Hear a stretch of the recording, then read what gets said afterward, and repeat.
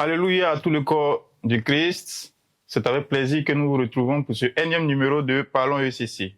Aujourd'hui, nous serons avec le Seigneur Woli Leader Ouraga David, leader des églises Grande Bénédiction de Sangon. Avec lui, nous parlerons de la Semaine Sainte. Alléluia, dévancier. Alléluia. C'est un plaisir pour nous de vous retrouver sur le plateau de Menorah Box. Plaisir partagé. Alors, papa, déjà, avant même de débuter l'émission, au niveau de vos présentations, on voit toujours leader des églises Grande Bénédiction. C'est chargé ou c'est leader? Bon, là, c'est leader. Leader. Parce qu'il y a toute une organisation derrière. Ok. Parce que la Grande Bénédiction, c'est une Vierge Marie, ce n'est pas seulement qu'une seule paroisse. D'accord. Selon la vision que Dieu nous a donnée, il y a plusieurs paroisses Grande Bénédiction. Donc, en Côte d'Ivoire, par la grâce de Dieu, on n'aura pas une paroisse Grande Bénédiction, mais plusieurs. D'accord, d'accord. Donc, au lieu de charger de la paroisse, l'église, c'est beaucoup plus clair. Alors, papa, comment vous êtes venu dans l'église céleste? Vous êtes né dans l'église? Oui, je suis né. Vous êtes né dans l'église. C'est on voit que vous êtes jeune leader. C'est toujours un plaisir de faire, d'avoir en face de nous des personnes qui sont jeunes, mais bon, de façon générale, les chargés sont de plus en plus âgés. Donc, quels sont les défis que vous rencontrez, vous, en tant que jeune, bon, je dirais pas chargé, comme vous l'avez dit, mais jeune leader de ces différentes paroisses? Ok, déjà, c'est une joie de me retrouver dans ce sacerdoce parce que ce n'était pas prévu.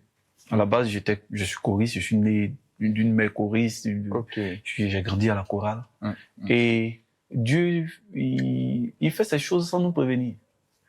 Voilà, donc, il a mis son choix sur moi.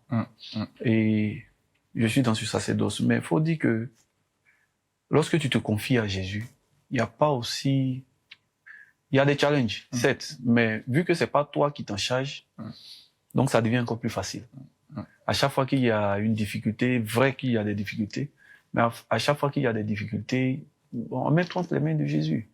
C'est lui qui est notre rémunérateur, comme la Bible dit, et c'est lui qui s'occupe de tout. Nous, on ne fait que suivre ce qui nous a... Ok. Tout à l'heure, vous avez dit que j'étais choriste, et là, vous êtes leader de plusieurs paroisses selon la vision que Dieu vous a donnée. Comment se fait la transition? Comment vous quittez de la chorale pour devenir leader de toutes ces églises? Comment ça se fait? Faut dire que la transition est brutale. Hein. Ok. C'est sur révélation déjà. La première révélation a été donnée par ma mère. Et après elle, il y a eu 6 autres personnes. Donc, en tout 7 personnes dans un laps de temps de 3 jours qui m'ont contacté. Des gens que je ne connais même pas. Ils m'ont dit, tu dirigeais un peu...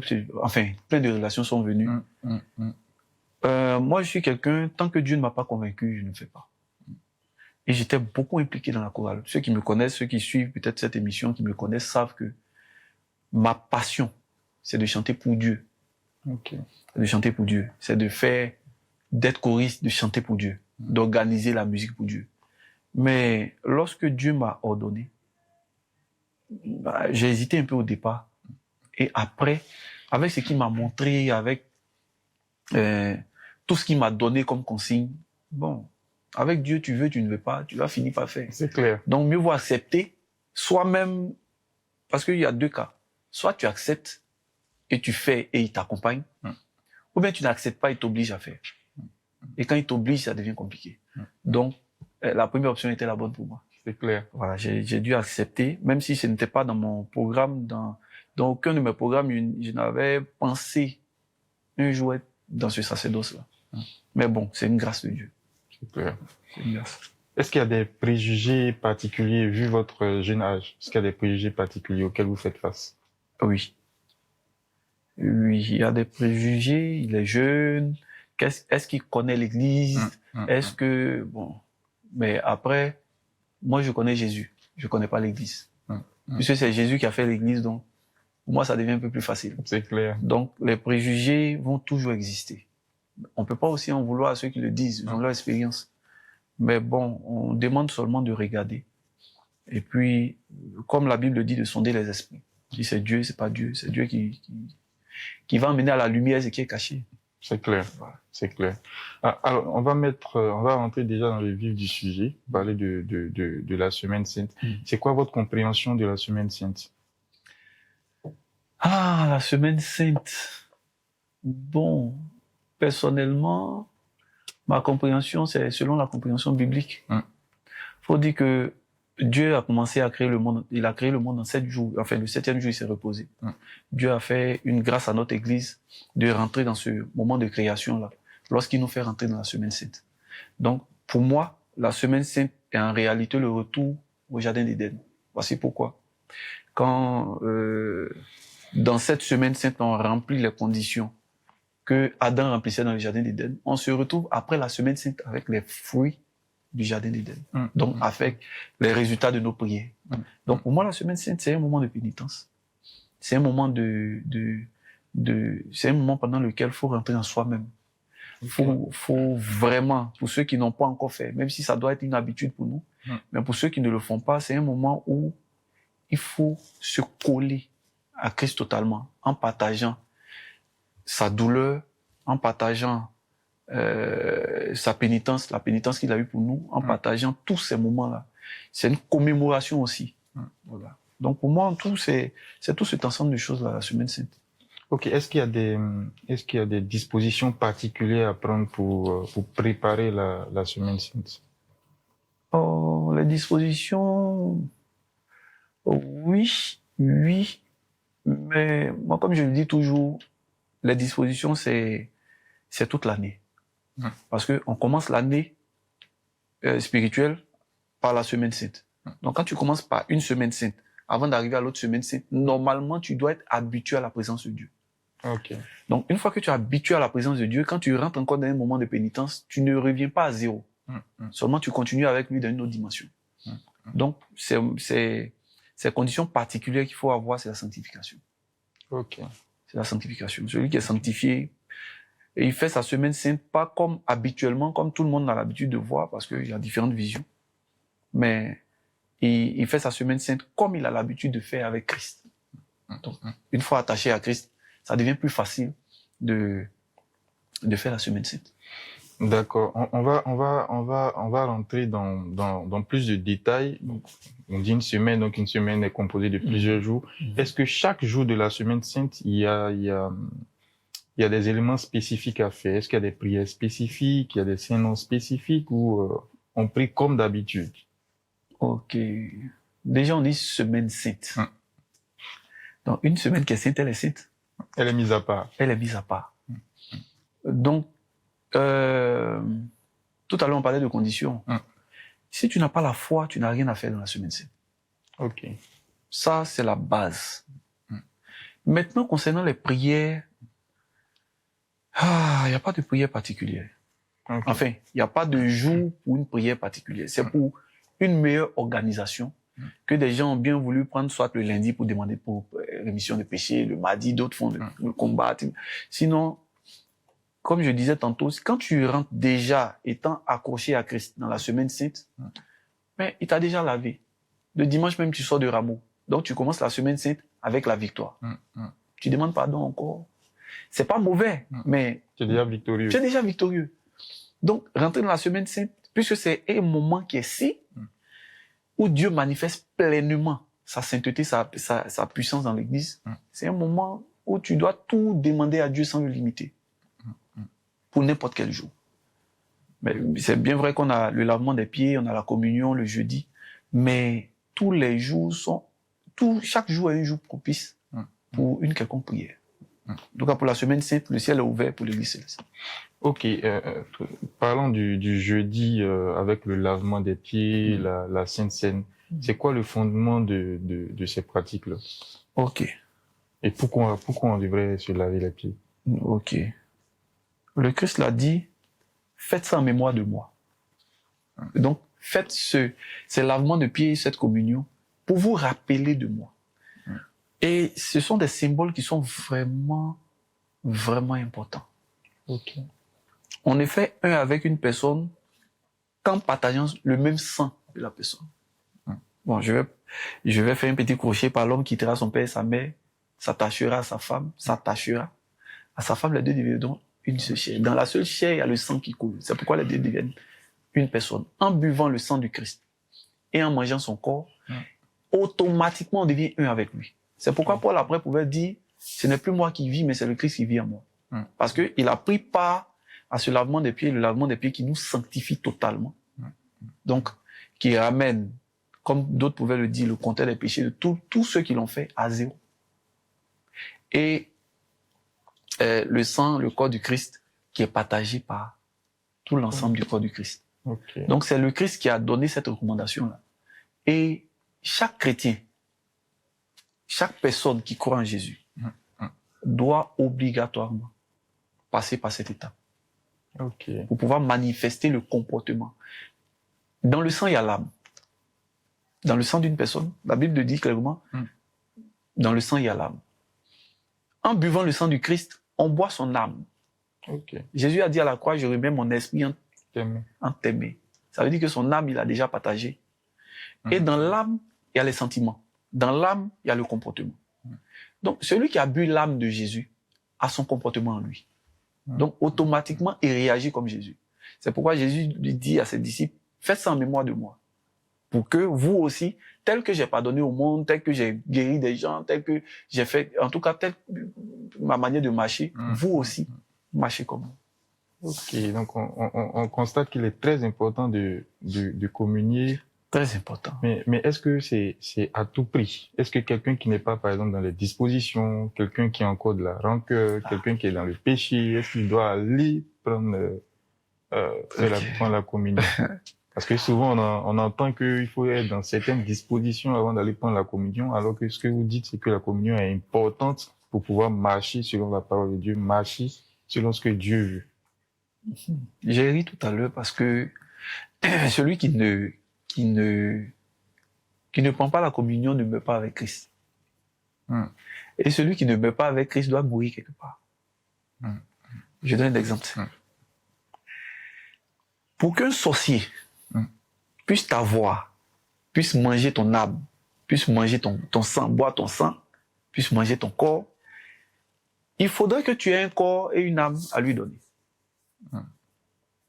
Le Christ nous donne son corps, il nous donne son âme et il va mourir à la croix. Donc quand le Christ meurt à la croix, ce n'est pas lui seul qui meurt. C'est nous tous qui avons bu son sang et qui avons mangé son corps, qui mourront. Les ouglophiles le disent très souvent, cabri mort n'a pas peur de couteau. Tu es déjà mort à la croix, et à quelle mort tu vas subir? C'est pourquoi aujourd'hui on constate, et puis remarquez que c'est ceux qui disent non, je ne suis pas dans les conditions. Tu n'es pas dans les conditions, pourquoi? Si tu n'es pas dans les conditions, c'est que tu as une rancune envers quelqu'un. Si tu as une rancune, c'est que tu ne fais pas comme Christ. Il dit, comment peux-tu prétendre aimer Dieu que tu n'as pas vu et puis haïr ton prochain? Donc c'est être hypocrite devant Dieu. Il dit, pardonne-nous nos offenses comme nous pardonnons à ceux qui nous offensent. Donc si tu n'arrives pas à pardonner à l'autre, Dieu ne va pas te pardonner. La Bible dit clairement, si vous pardonnez, notre Père vous pardonnera. Si vous ne pardonnez pas, il ne vous pardonnera pas aussi. Donc, ceux qui s'abstiennent de prendre la communion et qui disent non, bon, je ne suis pas dans les conditions, généralement, ils ont une rancune. Et on va constater à l'Église céleste, généralement, que quelques minutes avant de passer à la communion, on demande aux gens de se réconcilier. C'est comme la nouvelle année.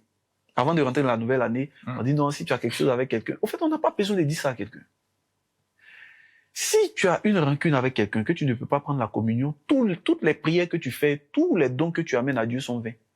Dieu ne va jamais répondre à ça. Il le dit clairement.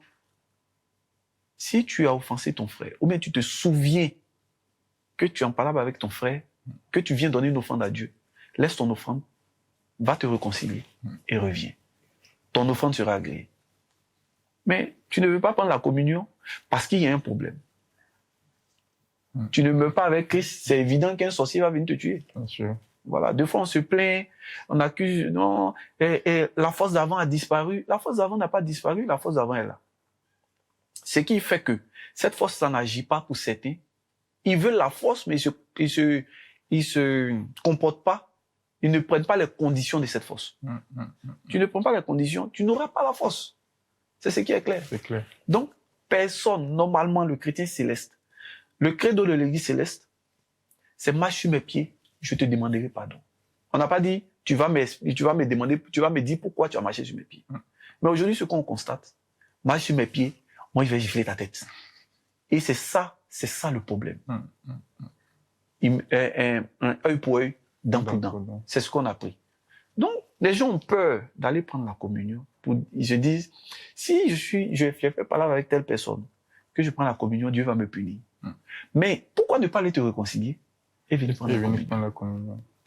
Donc, un chrétien céleste normal, enfin, un chrétien, il laisse même le cas de l'église céleste, mais un chrétien normal doit obligatoirement prendre la Sainte Seine. Okay. C'est obligatoire. Ok, c'est très clair. Alors, après la Sainte Seine qui se fait le jeudi, le vendredi midi, on a un culte qui s'est fait pour célébrer la crucifixion du Christ. Pourquoi c'est important pour un chrétien céleste de participer à ce culte? D'accord. Déjà, cette commémoration,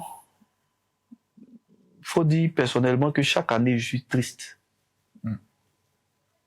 J'ai eu la grâce d'avoir une vision du trajet de Jésus jusqu'à Golgotha. J'ai pleuré toutes les larmes de mon corps. Quand on lit, on ne se rend pas compte de ce qu'il a vécu. On ne se rend pas compte du sacrifice qu'il a eu pour nous. Quand on nous dit Jésus est tombé et puis telle personne est venue prendre, on ne se rend pas compte. Moi, je demande à tous ceux qui regardent cette émission de prier Dieu pour qu'il leur montre un bout du trajet de Jésus jusqu'à Golgotha. Un bout. Ils vont considérer cette journée plus que toutes les journées de l'année. Ça a été dans ce moment-là où Jésus pouvait dire, bon, c'est bon, vous m'avez trop frappé. Moi, là, je suis Dieu, j'abandonne. Votre histoire de Golgotha, là, c'est bon, c'est pas la peine. Père, tue-les tous. La mission était finie. Et si Jésus disait, c'était en même temps. Dans le jardin de Gethsémani, il a dit à Pierre, tu penses que je ne peux pas appeler 12 légions d'anges pour venir faire ce que tu as fait là? Entends, une légion, c'est 6000 personnes. Donc, multiplié par 12, regarde combien d'anges allaient descendre. Juste une parenthèse. Un ange a tué 180 000 personnes. Un seul. Bon, 12 légions qui vont descendre. Bon, tous ceux qui sont là, ils sont éradiqués, c'est fini. Jésus s'est abstenu. La Bible dit dans Isaïe 53, on lui donnait des soufflets. Bon, français a parlé gros français. Ça veut dire on lui donnait un coup de poing et puis il baissait pas la tête. Regarde 2 personnes en train de se battre. Regarde les boxeurs. Quand on donne un bon coup, malgré qu'il y a des gants, regarde comment le visage de la personne sent. Les gens crachaient sur lui, on le lapidait. C'est important de commémorer pour lui rendre honneur pour ce qu'il a fait pour nous. C'est important parce que nous tous, aujourd'hui, on est chrétiens. Non, je suis chrétien, c'est là, je suis chrétien. On prend la Bible, on est comme ça. Allez en Iran, allez dans les pays islamiques. Ces gens-là prient pour avoir un seul jour de liberté que nous on a. Ils prient pour avoir un seul jour. Ils prient pour sortir avec la Bible, pour prêcher, pour annoncer que Jésus est mort à la croix, pour commémorer ces moments-là, mais non pas. J'ai vu, en fin d'année passée, 21 personnes qui ont été, je sais pas si je peux dire le mot, qui ont été tuées, qui ont été exécutées.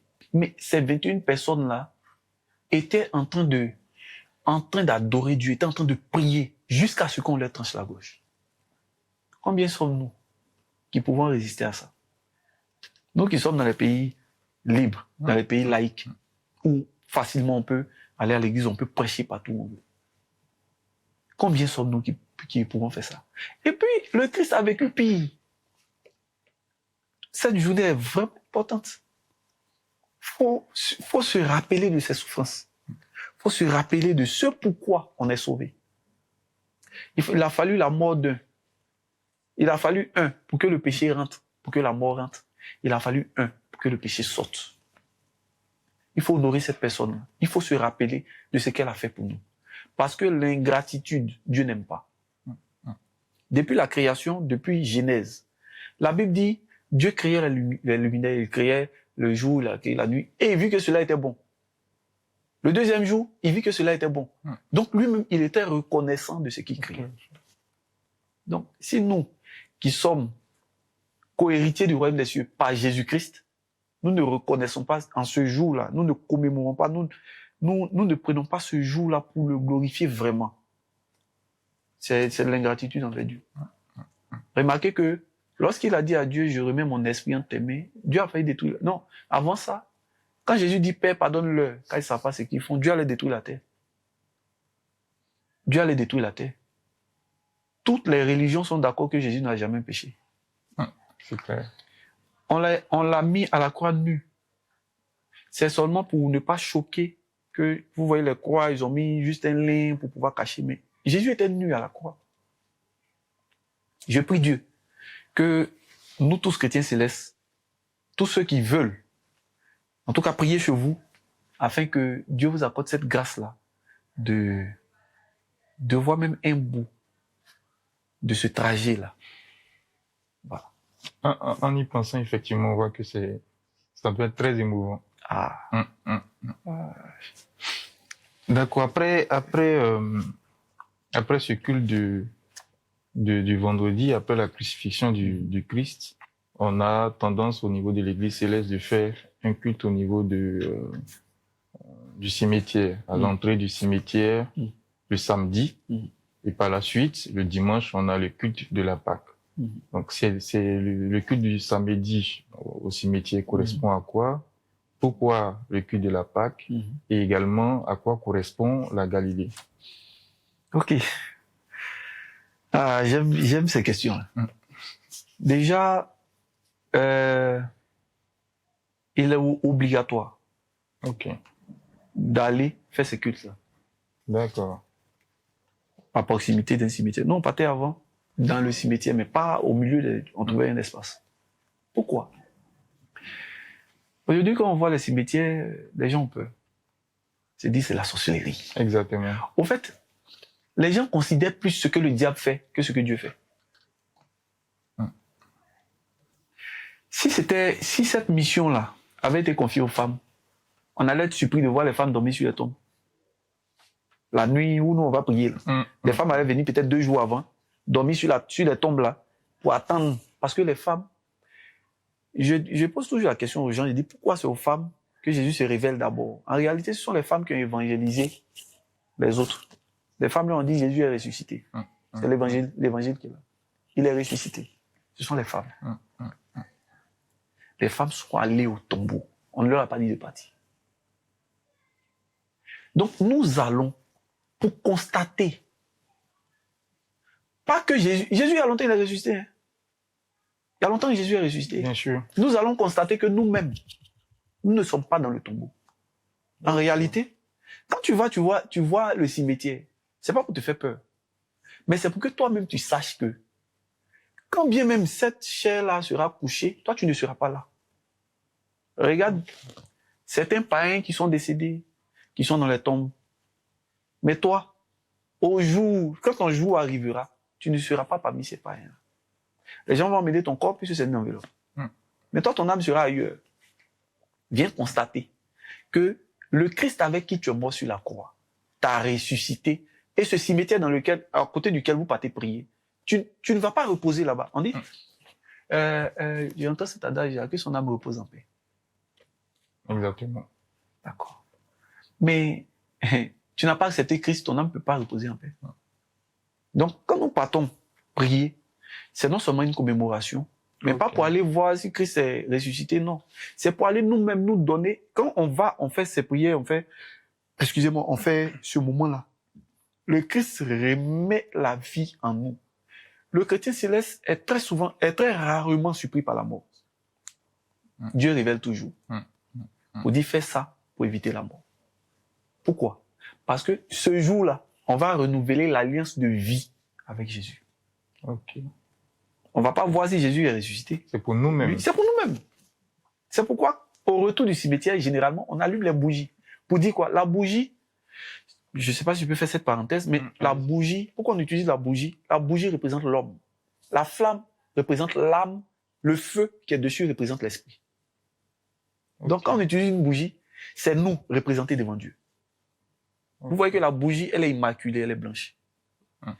Quand tu allumes cette bougie-là, tu parais devant Dieu saint. Voici pourquoi le chrétien céleste utilise la bougie. Et tout ce qu'il demande arrive. Ok. Donc, quand on revient du cimetière, on revient avec cette flamme-là pour dire on a retrouvé la vie. On a l'esprit, l'âme et le corps pour encore continuer la mission. Voici toutes ces symboliques-là que beaucoup ne savent pas. C'est pourquoi on va au cimetière. Maintenant, pourquoi la Pâque? La Pâque, déjà, lorsque l'ange de la mort devait passer,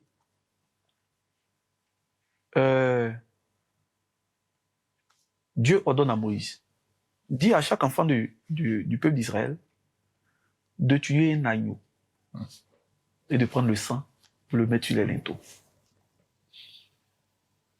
Quand on entend un agneau, on se rappelle de l'agneau immolé. Quand on se rappelle du sang, on se rappelle du sang que Jésus partage avec ses disciples pour ne pas que la mort entre en nous. Exactement. Donc quand le peuple d'Israël met sur, chaque famille met sur les linteaux des portes le sang, et l'ange de la mort passe, il voit le sang, il n'entre pas. Nous aussi, nous prenons la communion. Quand l'ange de la mort vient, il ne peut pas rentrer dans notre corps. Il ne peut pas avoir accès à notre âme. Pourquoi? Parce qu'on a Jésus en nous. Celui-là qui a les clés de la mort et du séjour des morts. Donc la Bible dit la mort n'a pas prévalu sur lui.